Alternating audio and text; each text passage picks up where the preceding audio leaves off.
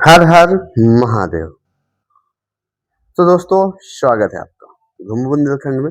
आज हम आपको एक ऐसे धाम की यात्रा करवाने वाले हैं जो बहुत ही रोचक कहानी है वहाँ की।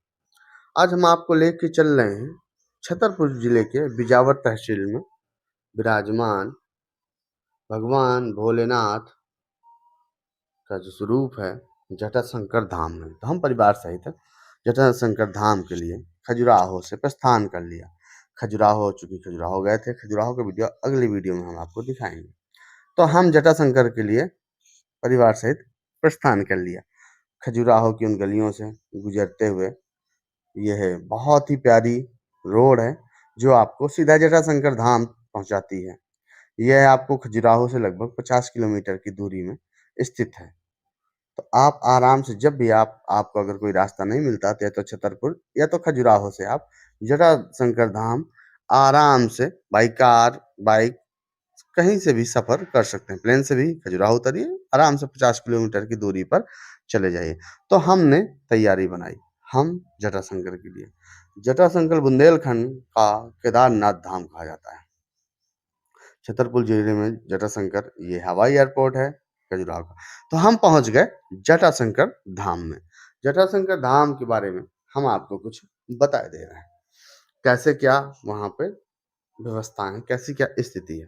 बुंदेलखंड क्षेत्र के छतरपुर जिले के बिजावर तहसील से करीब 15 किलोमीटर दूर, चारों ओर सुंदर पहाड़ों से घिरा, जैसे कि आप देख रहे हैं, एक शिव मंदिर है जिसे जटाशंकर धाम के नाम से जाना जाता है। इस अति प्राचीन मंदिर में विराजित भगवान शिव का हमेशा गौमुख से गिरती हुई धारा से जल अभिषेक होता है रहता है। यह मंदिर धार्मिक आस्था का बड़ा केंद्र है। ये तो यहाँ हमेशा श्रद्धालुओं का आना जाना लगा रहता है, लेकिन अमावस्या के दिन यहाँ भारी भीड़ रहती है।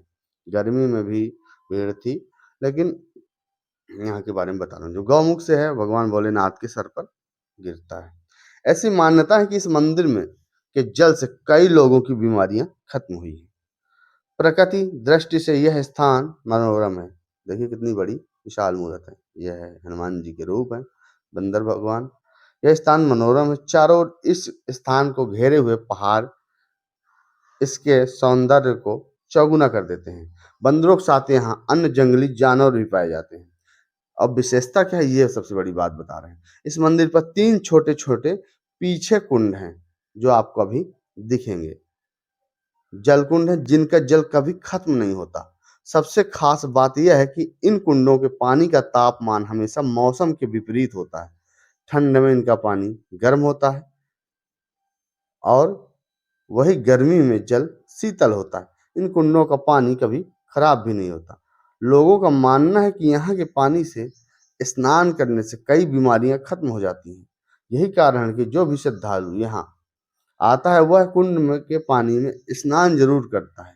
लोग यहाँ के जल को अपने साथ घर भी ले जाते हैं। अभी आप सब देखेंगे आगे आगे। तो यहाँ से हम जटाशंकर धाम के प्रांगण पर पहुंच चुके हैं और आगे आगे पहुंच रहे हैं। मंदिर निर्माण की कहानी 14वीं शताब्दी का है। कहा जाता है, वहाँ के एक पंडित जी ने बताया, गिरिजा शंकर द्विवेदी जी के अनुसार यह मंदिर 14वीं शताब्दी का है। विवस्तु नाम के राजा को स्वयं जटाधारी भगवान, देखिए एक कुंड आपको ये मिलेगा। आपको यहाँ स्नान करना है, सब आपके जितने भी दुख दर्द हैं, बीमारी हैं, सब सही हो जाएंगी। तो भगवान शिव ने स्वप्न में आकर दर्शन दिए और अपने स्थान के बारे में बताया। इसके बाद राजा ने सैनिकों के साथ जाकर उस स्थान को ढूंढा। इसी स्थान पर निकले शिवलिंग की विधि विधान से प्राण प्रतिष्ठा करवाई, जिसको आज जटाशंकर नाम से जाना जाता है। राजा ने इसी स्थान पर हवन भी कराया। उन्होंने अपने कोढ़ से ग्रस्त मंत्री को भी हवन में बैठने के लिए कहा, लेकिन संकोचवश मंत्री ने इनकार कर दिया। लेकिन राजा के आदेश के कारण वह बैठ गया। कहा जाता कि हवन की शुद्धिकरण प्रक्रिया में जब मंत्री को लेप किया गया तो चमत्कारिक रूप से मंत्री का कोढ़ ठीक हो गया। तब से ऐसी मान्यता है कि मंदिर के जल से लोगों की बीमारियां ठीक होती हैं। तो ये सबसे बड़ी यहाँ की वो है। अब आप जब जितना अंदर जाएँगे, उतना ही आपको नज़दीक पहुँचेंगे। यह स्थान है, यहीं जटाशंकर धाम, यहीं भोलेनाथ आगे आपको विराजमान मिलेंगे। देखिए कैसे हेमन कुंड में चाय भी पक रही है, सब दृश्य आपको देखने को मिलेंगे यहाँ। कि जटाशंकर धाम की ये अनोखी महिमा है।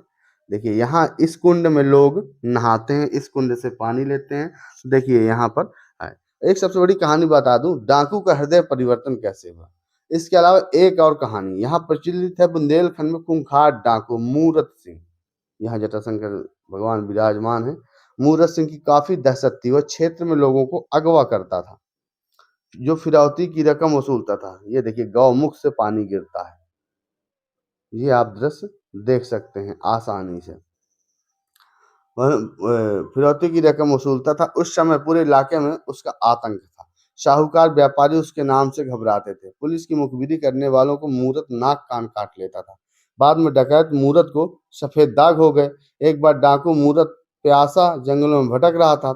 इसी दौरान देखिए अंदर से नीचे नीचे आपको आप जाके आइए, अगर नहा नहीं रहे तो नीचे नीचे दर्शन करने के लिए यहाँ भगवान विराजमान है।